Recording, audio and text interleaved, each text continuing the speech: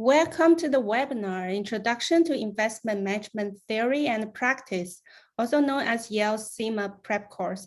My name is Fiona Bi, and I'm the Senior Account Manager at Yale Executive Education. To everyone on the line, we at Yale Executive Education hope that you and your families are doing well. There's a lot happening in the world right now, and we know with the global health crisis comes complexity, uncertainty, and the shifting of priorities. This is our 5th year offering this program, and in that time, we have worked with over 2,000 participants. In our webinar this afternoon, we encourage you to listen and engage. If you have questions, please post them. This is your time to get your questions answered. Our program director, Dobbs, is very knowledgeable, and this is your opportunity to pick his brain. To ask your questions, please use the Q&A button at the bottom of your screen. You can submit your question to everyone or just to me. I suggest you send it to everyone. They might have a similar question in mind. Another option is a chat button. Typically, we prefer you use a Q&A for questions directed towards the speaker and chat for technical questions you would like assistance on. Now to introduce our program director. Dobbs is a CIMA certified. He's also CFP and CPWA certified. He was a financial advisor himself for 25 years and ran his own RIA practice before retiring from it to work full-time in his financial education company. Jim has worked with the different certifying bodies and universities for the last 17 years, helping build and manage financial certification programs. More importantly, though Jim has had extensive experience with the Investment and Wealth Institute, formerly IMCA.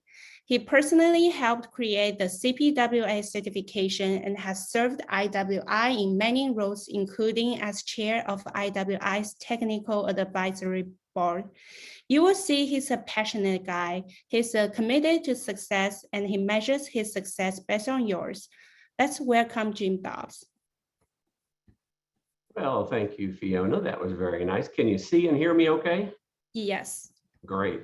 Well, welcome everyone. As Fiona said, we just kind of want to talk about the CIMA certification a little bit. I'll kind of even compare and contrast it to some of the other designations and certifications out there. And then we'll spend a good amount of our time actually going through the process of certification and what that would look like if you choose Yale as you move towards your certification. Here is the agenda for today, and I'll just kind of let you eyeball that for a second. And Fiona's right. Yeah, I encourage you also, just get in there with questions, type them in there. I'll stop several times, and then we'll probably have time at the end before hopefully the top of the hour to just field any questions you got at the end as well. So feel free to just type those in as they come to your mind. So we'll go through the topic list. I just want to make sure you kind of have a good handle on the content. Look, the money is one thing, and I realize many of you are getting reimbursed by your companies for this, and many are not. But the core topics list is really important to make sure you're studying the right things. You know, what's going to help you in your practice? I was there too once upon a time ago. What's going to help you now, and what's going to help you turn the corner and get to the next level of your practice and your job? We'll do a quick certification comparison. We'll talk about the program goals and objectives. I think it's really important to just set expectations as clearly and accurately as we can right from the get-go. Then we'll kind of get into the weeds, into the nuts and bolts, structure details, the online course platform and learning tools, those kinds of fun things. And then all of this, of course, is with the objective to give you information, but just help you figure out, is CIMA right for you? Is the Yale CIMA program right for you? We'd love to have you join us if it is right for you. If it's not, we understand. We want you to go somewhere else and do something else if that's the best fit for you.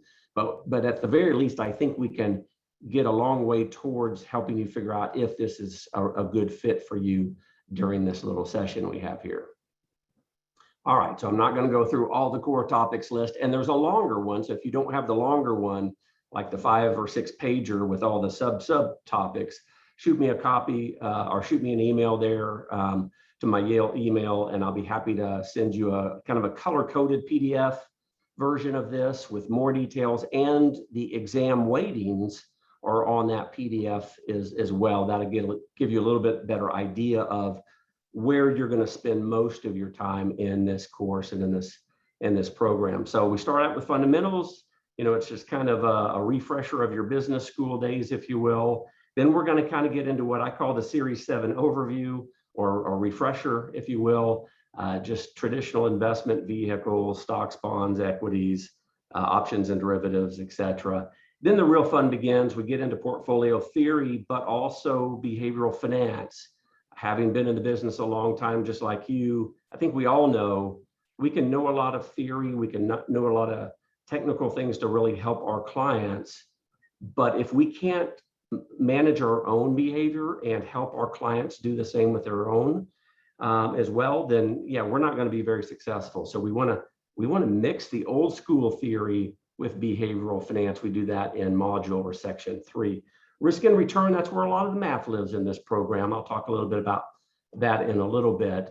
But measuring risk, measuring performance, measuring risk-adjusted performance, attribution regarding performance, all that good stuff is in that section 4.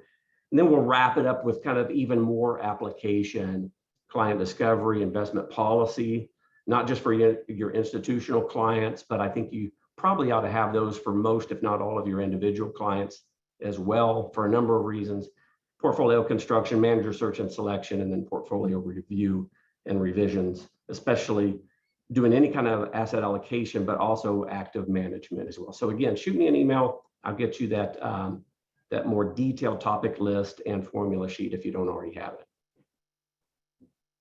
All right, let's do a quick certification comparison. There are hundreds of them out there. There's only about half a dozen, give or take, that I think are at the highest level. CIMA is one of those. CFA is another. Now, it's actually technically not a certification, as some of you know. It's a charter. That being said, it has a really, really high approval rate in the industry. It would in the public, but nobody knows, hardly anybody knows what a CFA is out there on the street. Most people don't even know what a CFP is out there, so they don't know what a CIMA is either. That's kind of why I think it's pretty cool that IWI, at least at the board level, has said, hey, look, we're only going to allow Ivy League type schools to develop and deliver our curriculum. And so I think even though your customers and your prospects, your clients aren't going to know the letters right away, that they're certainly going to know Yale, which that certificate's probably going to be sitting right next to your CIMA certification certificate. So CIMA is really meant for client-facing advisors, financial planners, financial advisors, investment consultants, really anybody giving or selling investment services or products. Now, I had my own RIA for a long time, and so I managed portfolios on a discretionary basis for about 20 years. Some of you do that. Perfect, that's great. CFA, on the other hand, in my estimation, is really best for institutional money managers. Think portfolio managers at a mutual fund or investment management company. So if you want to, if that's your track, if you want to be a money manager for XYZ fund, at Vanguard or Fidelity or PIMCO, well, then CFA is definitely the route, in my opinion, that you need to go. If you want to be an analyst at that level, working your way up to portfolio manager, CFA is definitely the way to go. But for the rest of us who are more client-facing, a bit more top-down in terms of our approach of investment portfolios and recommendations, CIMA was designed for that kind of professional. A bit different from the CFP, as I mentioned earlier. CFP is really broad, covers a lot of content. Investments is just one area of the CFP curriculum. So if you're doing planning and you really need to get good at all things planning, CFP is a really, really good one, in my opinion, to go for. If you want to dive deeper, dig deeper in investments, that's what CIMA is for. So actually, if you're doing financial planning and you're doing a lot of investments as well, I recommend you get both. And then CPWA, that's our sister program at Yale to the CIMA program. CPWA is financial planning based, if you will, but it's for advisors that are working with high net worth clients, mostly, or at least are targeting. And I'm going to say high net worth is $5 to $10 million net worth and up. So it's a much narrower curriculum than CFP, but then it goes really, really deep in the technical, think tax, legal, other complications of the challenges and solutions for your $5, $10, $20 million client. So it's more similar to CFP, but it's just a deeper dive. So hopefully that gives you a little bit of an idea of CIMA versus some of the other better known designations out there. All right, here's just a nice quote regarding CIMA. The most common question I get on comparisons, as you can imagine, is CFA. Here's an approved quote we have from one of our past students, and Richard, at his firm, they were having everybody go for CFA, and then he learned about CIMA, and then he went through CIMA with us, and he's like, okay, now, you know what? We're going to have our client-facing people, our advisors, our servicing personnel. We're going to have them do CIMA. We'll just have the analysts and the portfolio managers only continue going through CFA. So I think he hit the nail right on the head with that one. All right, let's talk about program goals and objectives, and maybe we'll do one more slide, and then I'll ask Fiona if we've got any early questions. So deliver comprehensive coverage of the core topics and learning objectives. So it was that list I showed you a couple slides ago, and really the detailed version. I know that they don't test a lot in certain areas. I'll talk about test prep in a minute because we do offer that as part of this program. But regardless, we want to give you really nice deep coverage on all of those topics and subtopics, even if we know or feel they're not going to be tested. Now, we'll separate out for you in the test prep where we think they're going to go, where they're going to test, how deep they may go, those kinds of things. But regardless, we want to give you readings, videos to really cover all 500 plus topics. This one is the most important to me, if you will. It's of the most value, and I think it's probably going to be to you over the 5, 10, 20 years.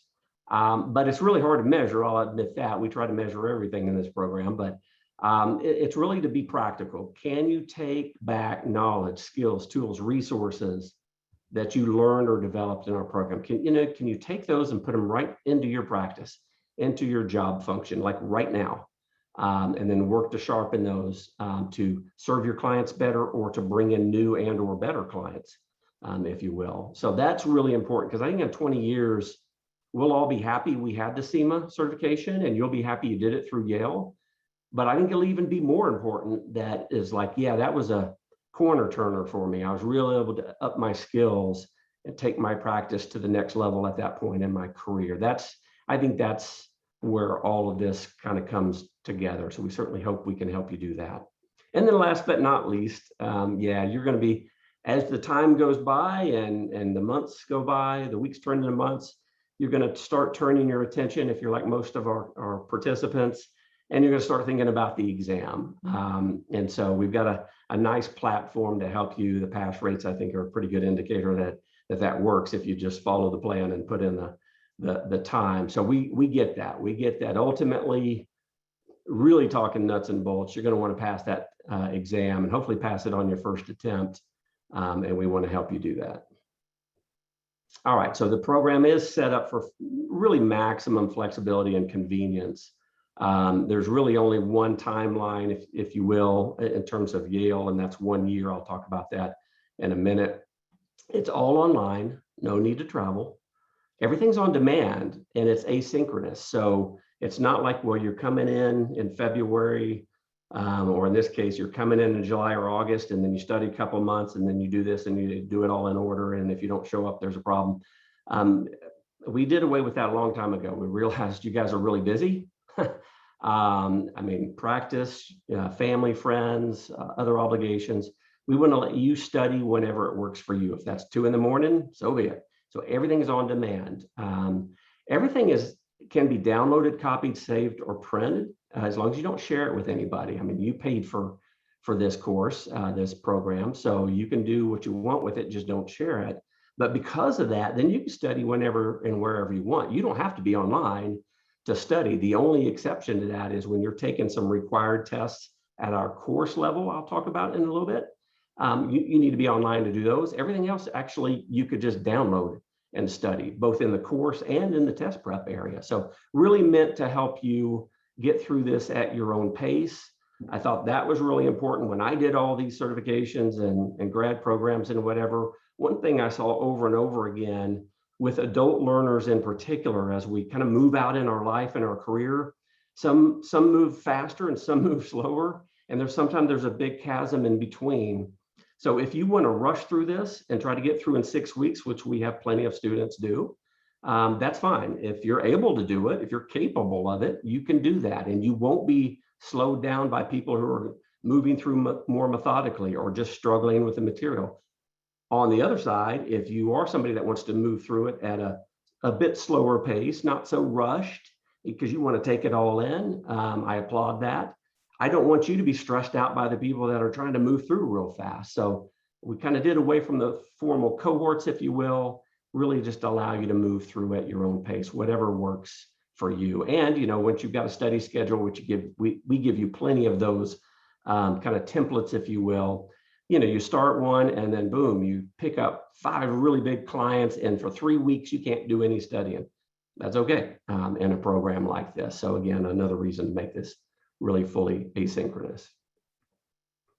All right, let me do nuts and bolts on fees and that kind of thing, and then we'll ask Fiona if there are any questions. So $4,500 is our fee. You'll pay a candidate fee through IWI. You'll need to apply for candidacy first through them. Right now, I think it's $995, which includes membership. So it's about $1,000, give or take. And that's usually what it is. Sometimes they'll go a little higher, sometimes a little lower, but it's right in that range right now. Once you are approved by them, and really what they're going to do is they're going to look at the comprehensiveness of your application, and does that match up with your U4 or whatever regulatory report they pull on you. That's the background check. So if you get through that, great. They'll give you a candidate number. Then you can jump onto our website. There's a little register or apply now button on our homepage for Yale CIMA. And you'll go in there, put in your contact information. You'll put in your candidate number and your fee. The fee is due up front. We don't have any payment plans. This is one of the lower cost programs at Yale. It's $4,500 at Yale, but that really covers everything. It covers your course, your materials.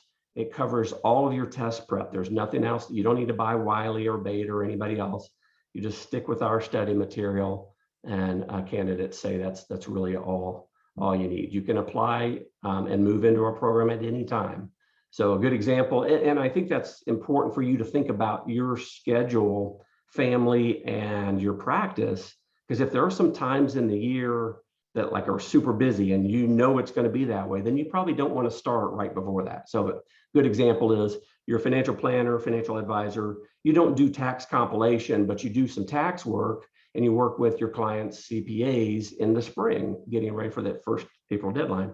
Okay, well, starting in January or February for you is probably not wise to do, because you're going to be slammed, you know, all the way through April probably. So I think you just want to pick a time that's at least not as bad as some of the other super busy times for you. Because really, once you get going, we want you to get in. We want you to get up and running. We've got a kind of a fast track way to get going. We want you to get engaged really fast. I did want to mention IWI still is offering scholarships. Don't know when they're going to pull the plug on that. It was supposed to be at the end of last year, but they've continued it, and now we're just barely, but we're into the second half of 2021, and they still have them available. These range from about $500 to $2,000. So if you think even for a minute, I would go to their scholarship page. They've got a list of 5 or 6 things that they're looking for to potentially grant you a scholarship. So I'd definitely at least go check it out. And if you are interested in that, here's the sequence. You'll actually apply for the scholarship first. And then once you find out yay or nay and how much, if you got one, then you'll move into their candidate application. So for those of you doing the scholarship, you go scholarship first, CIMA candidate application second, and then Yale enrollment in this particular program third. And then here's what I mentioned to you a little bit before. You've got 365 days in our program. That's what your program fee buys you access to our course and our test prep for a year, or whenever you get certified. It's whichever comes first. That being said, let me say this. In theory, no one should ever need to buy a second year of access right now, and it's been this way for the whole 5 years. You can pay half the fee, $2,250, $2,250, if you need access for another year. But really nobody should need that, because all you need to do is pass the course, which I'll walk you through in just a minute. And you can do that in a couple of weekends if you really put your mind to it. So even if you got behind the 8 ball and we're running out of time, to save yourself from paying the fee, unless your company was just going to pay it, well, then you could just cram through the course, download all the test prep for the CERT exam. As long as you did that before your access ran out, you're fine. So anyway, just a heads up on that regarding the timing and deadlines and that kind of thing. But I'm going to stop right there. And Fiona, let's see if there are any early questions. We got one question regarding the 3 years experience requirement. So what if they're at the 2-year mark with the investment work experience? Can they start the program and sit for the exam before the 3-year point? Love it. Great question. And that's actually really nice and timely because we're kind of right in that area. So regarding the prereqs, that is one. There aren't many actually for CIMA, but 3 years work experience in financial services, investments, et cetera, is one of them. Kind of a cool thing. Not all the certifying bodies do it, but IWI does. You can start the process to certification before you hit the 3 years. You could even start it with no years experience. No years, that's not right. With no experience. I wouldn't necessarily recommend that. If you're in that boat, you're not, because you mentioned the 2 years. But if you're out there and you're like, I just got into this business, well, then reach out to me. We can have a quick call. I wouldn't generally recommend it if you're just getting in. You need to study for your Series 7 and all your licensing exams first, in all probability. But yeah, if you're at 2 years, yeah, you can go ahead and start and get all the way through everything, pass the course, pass the CERT exam, and then you'll just be kind of sitting there waiting for you to hit your 3 years. And once you do, then you would be approved to use the term, use the letters, use the marks, CIMA as they describe it. So hopefully that helps with that one. Is it similar to CFP? Like they do education first and then take the exam? And how long does the education usually take? And what if they already have a designation like CFP? Does that cover any of the CIMA material? Yeah, so it's like CFP in that it's offered. Well, I mean, there are some caveats, and I'll talk about the testing period in a little bit. Well, I'll just say it now. With CIMA, once you pass the education, so that is just like CFP, not like CFA, but like CFP, you've got to pass a registered education course first. And then you're eligible, according to IWI, to sit for your certification exam whenever you're ready. Once you finish whatever education course you choose, they give you a 120-day, a 4-month window to get it done. Now, if you have some kind of hardship or whatever, they would extend that or give you another window after that. So in part, that's why on our test prep, we give you kind of mock or recommended 30, 60, and 90-day schedule. So if you're like, hey, the course part wasn't that hard, I'm going to try to fast track this thing. So I know I got 120 days. That's my testing window, but I'm going to try to get through the test prep in 30 days. Or if you're thinking, no, I need to be a bit more methodical, well, choose the 90 days. That still gives you an extra 30 days, even if you get, behind or delayed. So that's kind of how the testing window goes. I'm glad you did bring up the whole, do you have to pass an education course or what have you? Yes, you do. That's one of the distinctions of most accredited certifications, which CIMA is. It's one of the few financial certifications accredited at the highest level. So think of IWI as a certifying body. Well, there are certifying bodies for the certifying bodies. NOCA and ANSI are the two big ones. One is national, one's global, and CIMA has that. And you do need to require certain education requirements in the certification process. So yeah, IWI meets that with CIMA. And so you will need to do that. Now, the reason I bring that up from a practical standpoint, not just to answer the question, is unlike there are a lot of designations out there. I won't pick on any ones in particular, although it would be easy to, because there's like literally almost 200 of them in our industry, crazy as that is. And the SEC on their website, I think they're up to 130 or something. But anyway, most of those, no, it's really just test prep. You just pay a fee. It's usually pretty small, and you get some test prep. You take a pretty easy test and you get your letters. Yeah, this is not like that. This CFP, FRM, I'll even throw CAIA in. That's a pretty challenging series of exams. CFA, CPWA, you've got to have some education behind you. CFA is a little bit different, but you've got to have some education behind you. And then we're going to move you into test prep. So I'll talk a little bit more about that distinction in a few slides from here. But that was a good question. Thank you. May we reference Yale in our bios as part of our educational experience for the CIMA? Yeah, absolutely. You will have it hanging on your wall, hopefully, once you pass our course. You'll have it in your LinkedIn. You can have it in your bio and your CV, your resume, etc. There are caveats, though. There are rules, if you will, not caveats. There are rules for how you do that. So you're always going, once you get into the program, then you can ask for that criteria. Happy to get that to you. What you're going to do basically is you're always going to list what you did at Yale. So if you say that, you include Yale on your LinkedIn, you're going to include the course name. So in this case, it's Investment Management Theory and Practice, or you can say CIMA Registered Education Program. Either is fine. You just always want to associate what your relationship is with Yale specifically, versus like if you got an MBA at Yale, well, you would say, you have your MBA from Yale. So it's the same kind of thing. You just want to associate very specifically what you did at Yale. So yeah, absolutely. And I think that's a big, for some people, that's a big draw. I'll talk a little bit more about that in a little bit too. What sets apart Yale's experience over Wharton or Chicago Booth? Yeah, so they're different. I did Wharton because for most of the first 30 years, that's all you could do is just do Wharton. That's actually what gave me an idea to do an online program, is nobody was doing online at that point. And I thought, man, I think a lot of candidates would like to do that. Another big difference coming out of the gate was test prep. Nobody was doing test prep. And so I was like, oh man, candidates. It's a little easier for me. I'd worked with CFP board for years and years. And so I kind of had the practitioner and academic thing going.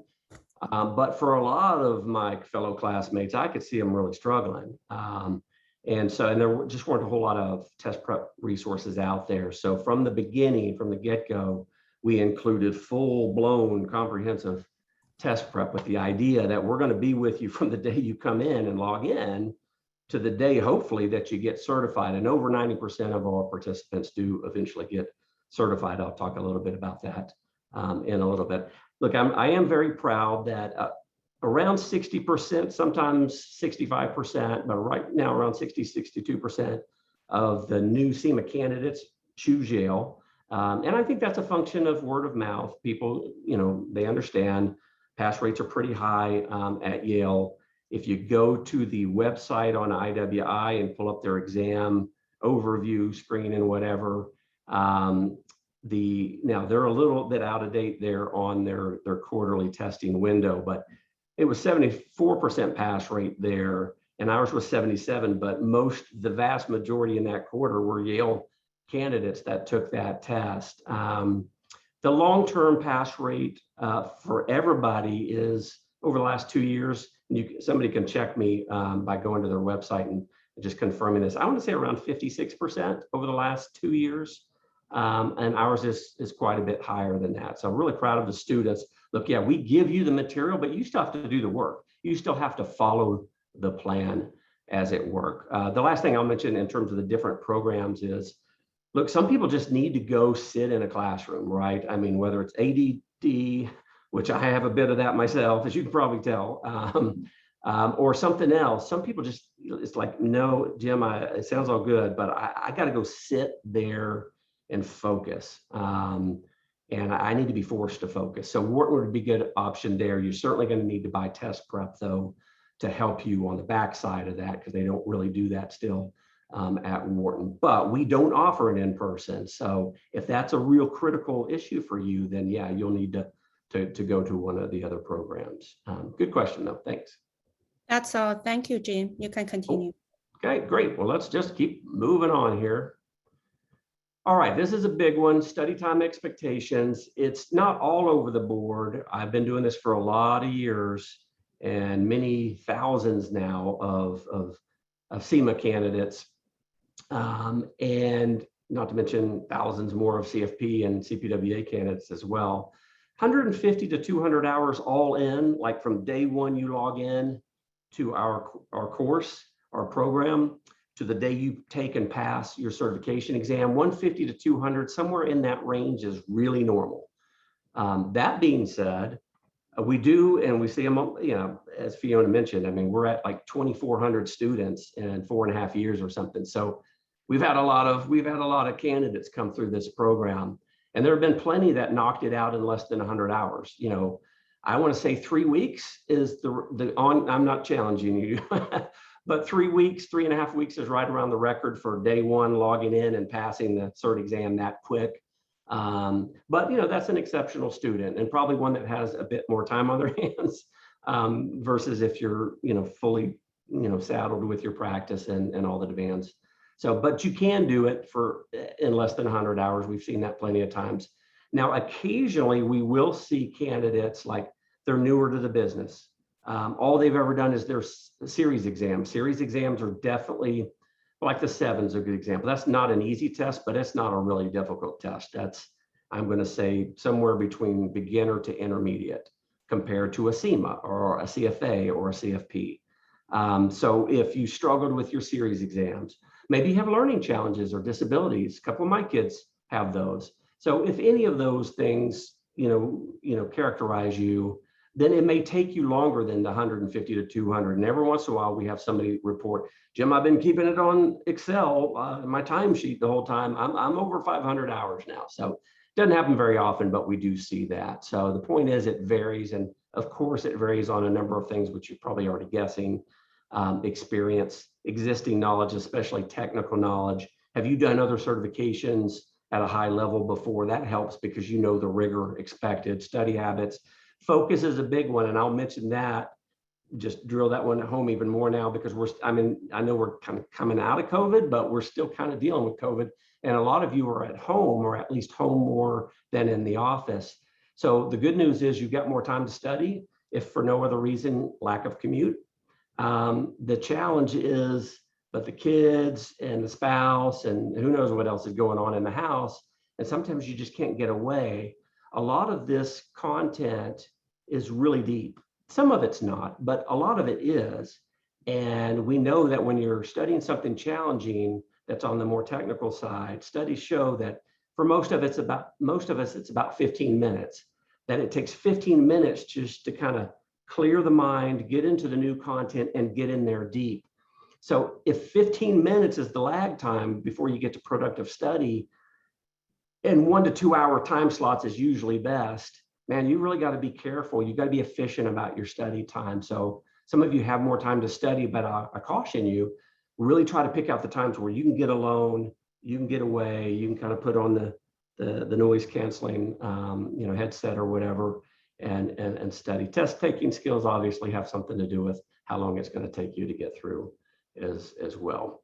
But just like the asynchronous component of this program, like it just lets you have the freedom that you want to get through how and when you want to. Yeah, look, you can get through this thing as quickly. If you want to fast track it, you certainly can do that with our program. I'm not encouraging or saying you should do that. Some of you should, because you're really experienced and you've already got a CFP and maybe part 1 of the CFA or something like that. But for the rest of you, I hope that you'll just take this time. Just go ahead and log in on your scheduler, 150 to 200 hours, soak up as much as you can. Who knows when the next time you'll be at a place like Yale, you know, really learning at a super deep level. So I encourage you to just plan for 150 to 200 hours and soak up as much as you can. All right, let's talk a little bit about the learning platform, how we got it set up, and what you can expect as you move into the program, which includes really 2 parts. One is the course, that's the required education component that one of you was asking about, kind of like CFP, you got to do an education course before you go sit for the exam. So we've built ours on Canvas, which I think is a great platform. I've worked with lots of them through the years, but Canvas is good or better than most that I've ever worked with or worked on. Got a number of video lessons as you move through some key areas that the program faculty thinks are either really important and or really challenging, like they bear some audio and visual explanation versus you just reading. Now, speaking of reading, we have about 2,400 pages of text. My textbook that I created for IWI a few years ago for CIMA is one of them. There are 3.5 others that we use. And they're all online. You have copies of the PDF, so you can do whatever you want with those. We don't send you out any paper copies, but as I mentioned before, you can download and print anything you want. So I don't think you'll print that book, for example. It's like 1,100 pages or something. So I don't think you're going to print that whole thing. What you're probably going to do, like most of our candidates or most of our participants, is you get to a certain section of a chapter and you're in test prep, which I'll explain in a minute, and you're like, oh, this is probably going to be tested according to Jim, and I need to know this a lot better than I do. Okay, maybe you print out that section of that chapter so you can mark it up and write on it and do some of the examples and what have you. We have section tests after each of those video lessons that I mentioned. They're online, open book, open note. They're meant to be a little bit of assessment. You're going to get more assessment on the next slide in test prep, as I'll explain. But it's really meant to just keep you moving along with us, because you're not in the seat in front of me and I'm lecturing and talking and I can see you're there and we can check the box you attended. Since we can't really do that with online, yeah, we can log when you came in and came out, but we don't know what you're doing. So the way we get around that is have some kind of assessment. It's a test. Now, these tests are not as challenging as the certification exam. We're going to do that to you at test prep on the next slide. Just a little preview there, a little teaser. Once you've passed the 11 tests that we have in our course, again, should take you only about 40 hours. That's why I said, like, you could knock that out in 2 weekends if you were diligent. Once you pass the course, we send your name to IWI, so they know you've passed the course and you're now eligible to schedule. You won't be ready to test, but you'll be ready to schedule your test. You'll get your Yale certificate, which is pretty cool. I mean, again, I think that's neat. I always enjoy that when I was in practice, having that on my wall next to my certification. You'll be eligible to schedule your exam. There's a whole kind of prescription for how to schedule your exam in our program. Like, if these things, go through the boxes. How did you feel about this in the course level? Okay, now go ahead and take your shot at scheduling your exam. You can always change it later, blah, blah, blah. So anyway, we give you a lot of guidance, kind of just walking you through it step by step. And then the test prep material opens for you. I don't even want you thinking about the exam really until you get to test prep. I need you to make sure you get your foundation, your legs under you. That's going to make test prep a lot more efficient and a lot less challenging if you pay attention in those first 40 hours.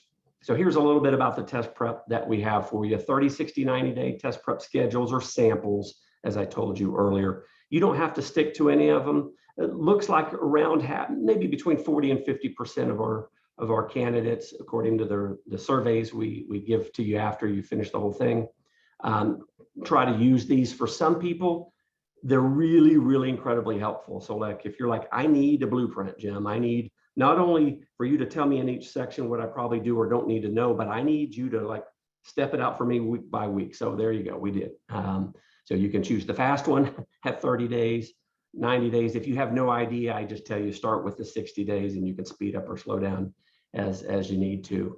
There are 23 sections that cover the 500, sit over the 500 topics that I mentioned earlier. So there's a video by me, for better or worse, in each of those 23. Now, as you'll see, I'm only one of faculty on your course lectures, but on test prep, it's mostly going to be all me.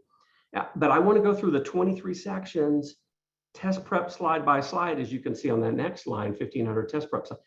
I don't want to explain everything ad nauseum or review what you did in the course, but I do want to talk about what is high, mid, and low probability to show up on your exam. Because with an exam of 135 questions, or actually 140, 125 are scored in 5 hours, they can't possibly test you on anywhere near all 500 topics.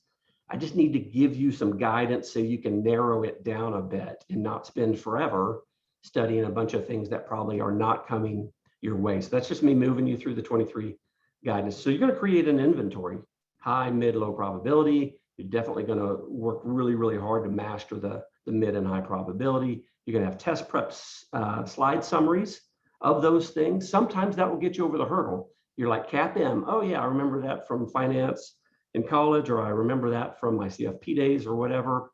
You know, I hope they test me on that because I'm pretty good at that stuff. SML, all that fun stuff that you remember. And maybe just a few slides of summary of that and examples is all you need. And you take our little practice question. We've got questions for all 23 sections.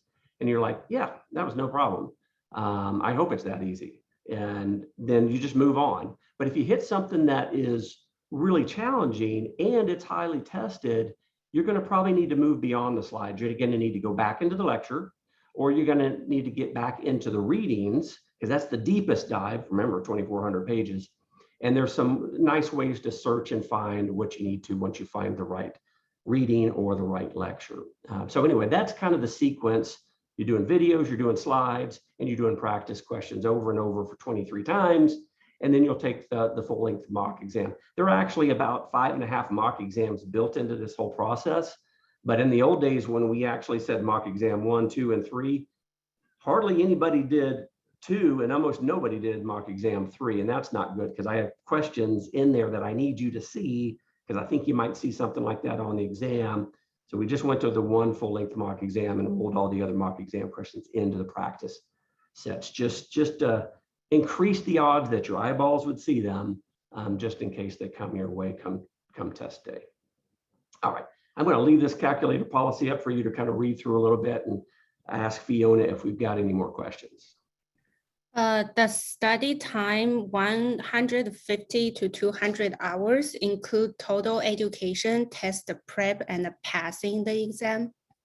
Yeah, great question, and it does for most people. Now remember, you've got I wouldn't call them fat tails necessarily, but you've got noticeable tails outside of that mean distribution, if you want to think of a bell curve, to just kind of visualize it. So that 150, yeah, it's like 110 studying for the exam plus the 40 that it took you to get through the course. So that's 150. Or, you know, 200 minus 40, 160 of study time plus your 40 to get through the course. There's your 200. So yeah, that 150 to 200 does include the 40 hours of expected study time at the course level. Good question. Can you take the mock exams multiple times?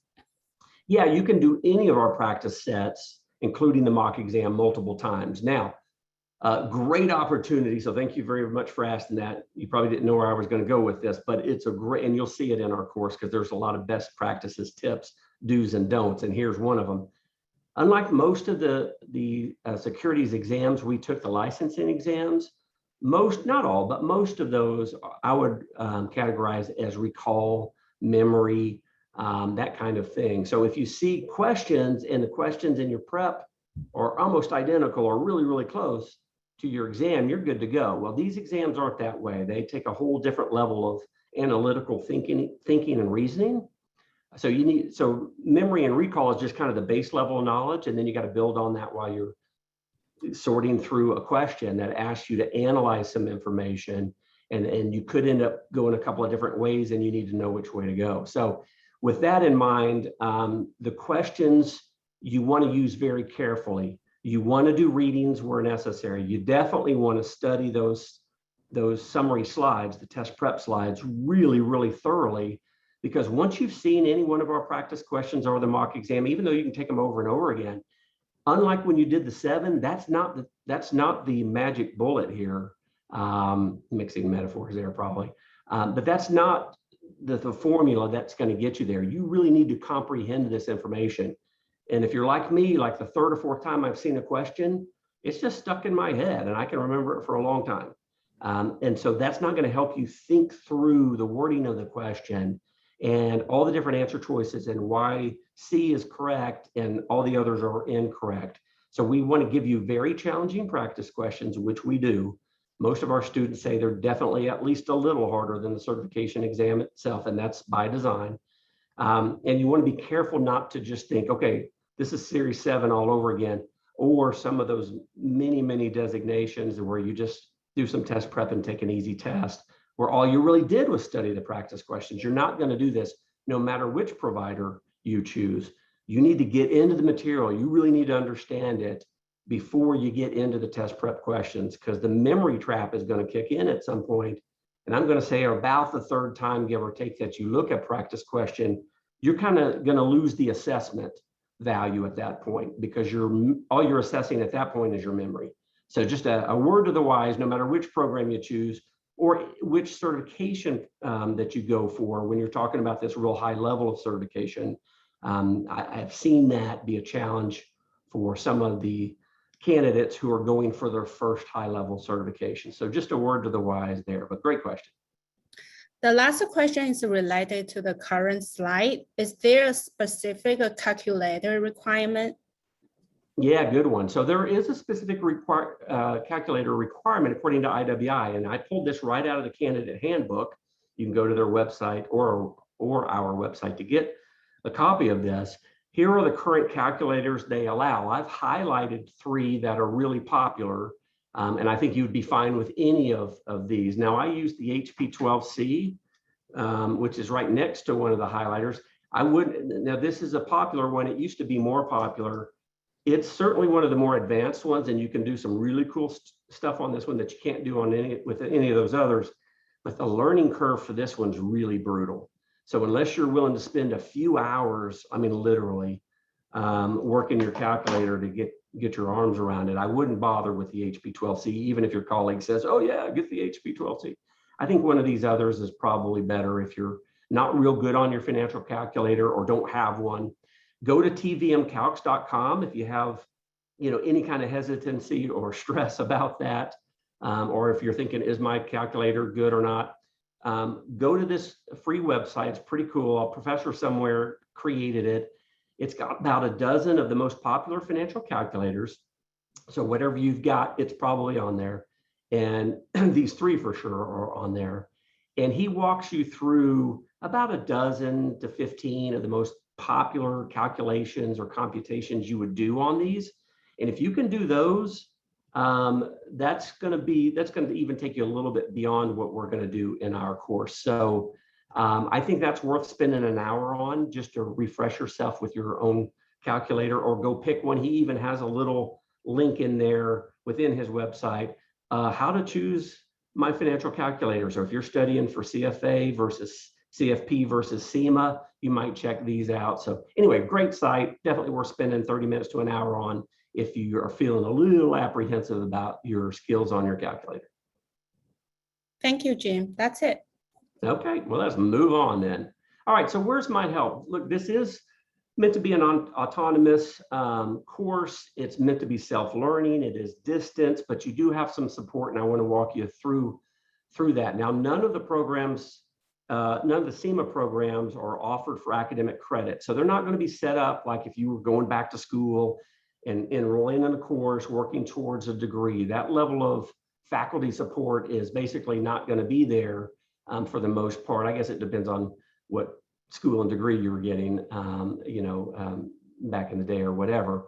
But that being said, having done this for a long time, 20 years now, I kind of know where you're going to slip up on the average anyway, in the aggregate. So we can get ahead of that with extra examples, extra calculation problems for you to practice, little video tips, here and there. I actually, for your first 3 to 4 months, I post announcements based on when you enrolled in this program on a weekly basis, just kind of saying, hey, do this, remember, don't do that. That kind of thing. So we can get around some of the easy things that are going to trip you up, and that I've seen candidates before we started the Yale program for years. So that's going to help. Their discussion board is really lively in the Yale CIMA program. So I think you're going to like that. It also acts as an FAQ. So if the question and answer between the candidates and or faculty, I'll talk about that in a minute, is really kind of helpful, I think, and not repeated multiple times, I'm going to leave it up, even if it's a year or 2 old, because, if you're struggling with any one of the 23 sections, let's say there's 7 of them that you just don't feel that great about, you're going to want to spend time on the discussion board, because there's a lot of great Q&A back and forth on some of the technical details there. So use that. If you want to do a study group, we don't give your name and contact information out. So you'll want to go through the discussion board to say, hey guys, there's actually a little thread there.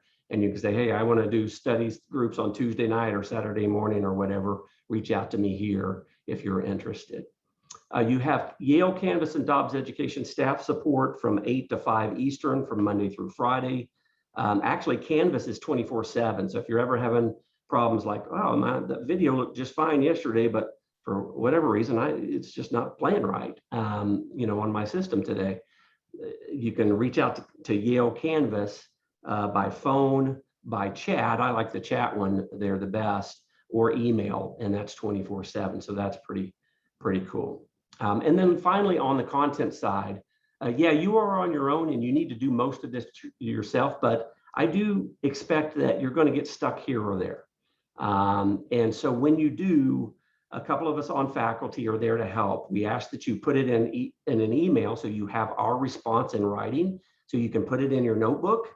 I did this a long time ago, I guess 5 universities ago, and we had phone help, but people would actually call up the next week and ask the same things. So look, we want to have it in writing. If you need to have a follow-up phone call after that, that may be acceptable, but everything we want to be in writing so you can look at it 3 months later when you're cramming, doing your last minute cramming for the exam, you've got it all in your notebook.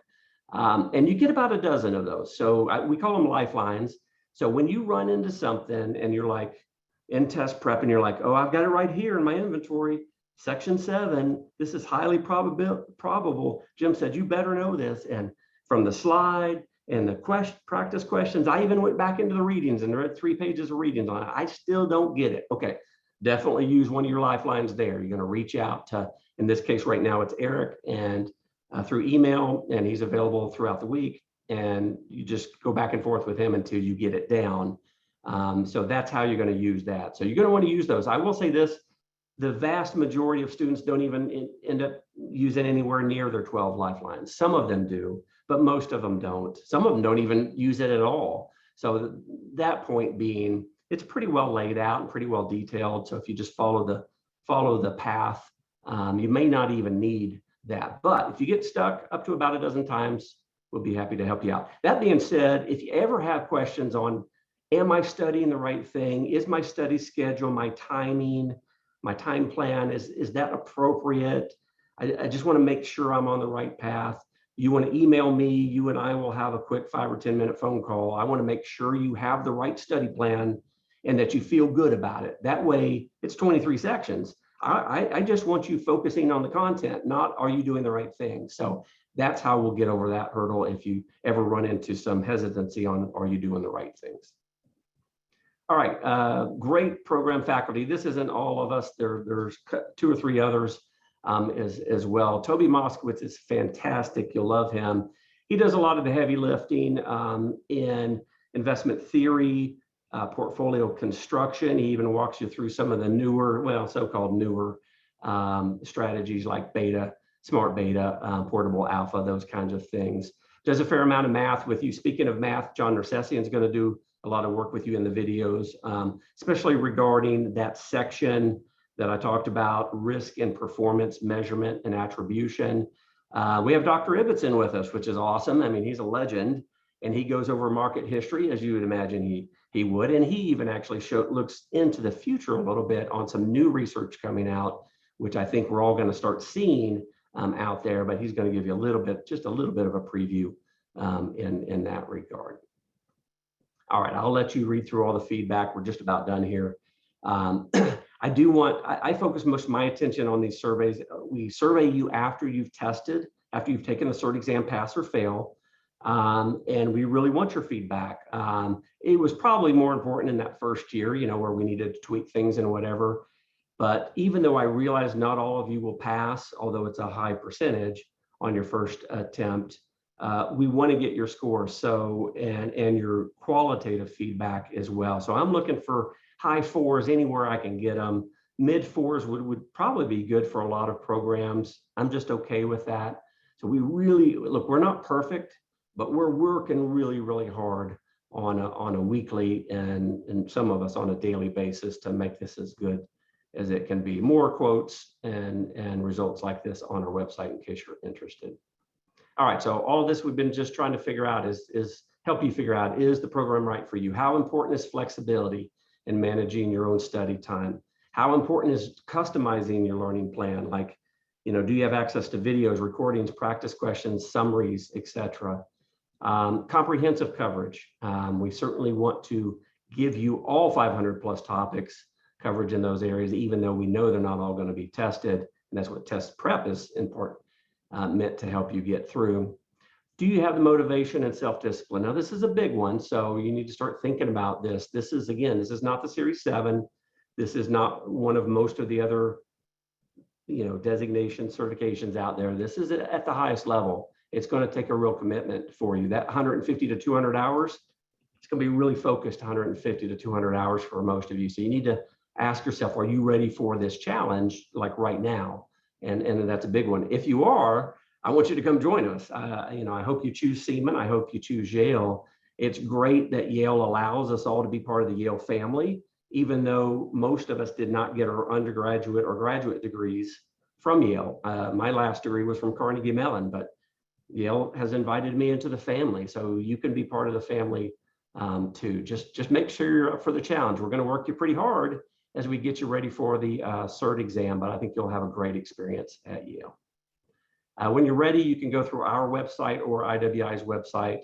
You're going to go through IWI first, right, to do the scholarship application, and if you want to, and then you would go into the candidacy application process. And then once you've got your candidate number, you could come over to our website and go ahead and get into our program. Got any more questions? You can reach out to Fiona or me. Again, send me an email to either of these email addresses. If you want that detailed content outline and formula sheet, happy to send that through to you if you don't have a copy handled. That's handy and available. That's it from me, Fiona, but do we have any last questions? I know we're getting right to the top of the hour, but I can stick around if there are questions. Yeah, we have a questions. What are the CE requirements for CIMA and annual membership fees? Yeah, that's a good question. So the annual membership fee varies. IWI, like CFP board, have raised it, lowered it, raised it, lowered. You can count on hundreds of dollars, not 1,000, but hundreds of dollars a year to keep your certification. The certification at IWI right now is a 2-year kind of rolling period where you've got to knock out 40 hours of continuing education credit. So as you can see here, I've got these 3, I've got a couple others as well, but I'm able to knock out most of my requirement for all 3 of these right here that you see on the screen with the same credit hour. CFP board and IWI allow that, for example. Most of the organizations do. And so I can double and even triple dip on most of my hours. So I've got a 40-hour, 2-year requirement for CIMA, same thing for CPWA, and then CFP, of course, is 30 hours over their 2-year period. Good question. Is CIMA harder than CFP exam? Yeah, I would say it on a question by question basis, I believe it is at least a little bit harder. And most candidates who have done like I have and done both would also agree with that. Not everybody, because everybody's different in terms of how they learn and receive and information and take tests. CFP though covers a lot more ground, and it is a longer test. So in that regard, it could be seen as a bit more grueling in that regard. But I think the questions as a whole are a little more challenging in terms of you're going to get questions on CFP exam that make you think through a process, but you're going to get a whole lot of questions on CIMA that make you do that. So they're kind of different in that regard. I would say CIMA is a little more challenging. Any prerequisite requirements you need to meet to be accepted into the program? Yeah, remember, like we kind of alluded to earlier, you've got your 3-year experience requirement in the business, but you don't have to have that to start the process. You'd only have to have that to complete the certification process. The other biggie for CIMA is an acceptable regulatory history. So if you've got regulatory issues, on your U4, your regulatory history document, you may want to reach out to IWI certification department and just get a heads up for them, is this doable or not? Because if and I don't know exactly where they say those lines are drawn, but if you're clean, then it's not a problem. But that's kind of the other one. Great, thank you, Jim. And thank you all for joining us this afternoon and for submitting so many thoughtful questions. We really appreciate that. For more information, you can visit our website or reach out to us directly. with any additional questions. This webinar, including the video recording and the slides, will be shared in the coming days.